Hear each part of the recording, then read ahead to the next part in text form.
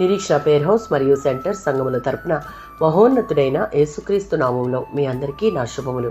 ఈరోజు దేవుని వాగ్దానం నిర్గమాకాండం 32వ అధ్యాయం 29వ వచనం. యెహోవాకు మిమ్మును మీరే ప్రతిష్ఠ చేసుకునుడి. కేవలం లేవీ వారు మాత్రమే దేవునికి ప్రథమ స్థానం ఇచ్చారు. పాపం చేసిన ప్రజలను శిక్షించేందుకు దేవుని ఆయుధాలుగా ఉపయోగపడడానికి ఇష్టపడ్డారు. అందువలన వారికి ఆశీర్వాదం కలుగుతుంది. అందరి ఎదుట వారు న్యాయం సత్యం పక్షంగా నిలబడ్డారు. ఇలాంటి వారికి దేవుడు ప్రతిఫలం ఇస్తాడు.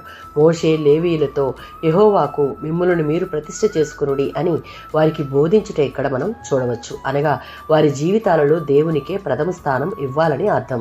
లూకా సువార్త 14వ అధ్యాయం 26వ వచనం మరియు మత్తయి సువార్త 10:37లలో క్రీస్తుని తమ సొంత రక్షకునిగా అంగీకరించిన మనం మన హృదయాలలో ఆయనకు ప్రథమ స్థానం ఇవ్వాలన్నది దేవుని యొక్క ఉద్దేశం. ఈ లోక సంబంధమైన ప్రతి బంధం అనగా కుటుంబ బంధాల కంటే బంధువుల బంధాల కంటే దేవునికి ప్రాధాన్యత ఇవ్వాలి.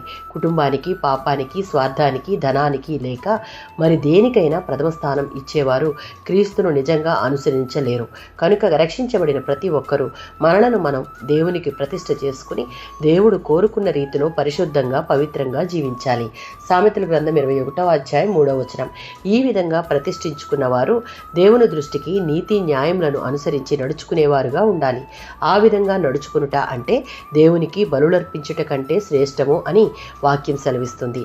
దేవుడు కోరుకున్నట్లుగా ఆయనకిష్టంగా జీవించుటకు ప్రతిదినం మనలను మనం ప్రతిష్ఠించుకుని నీతి న్యాయములను అనుసరించి నడుచుకోవాలి. ఆమేన్.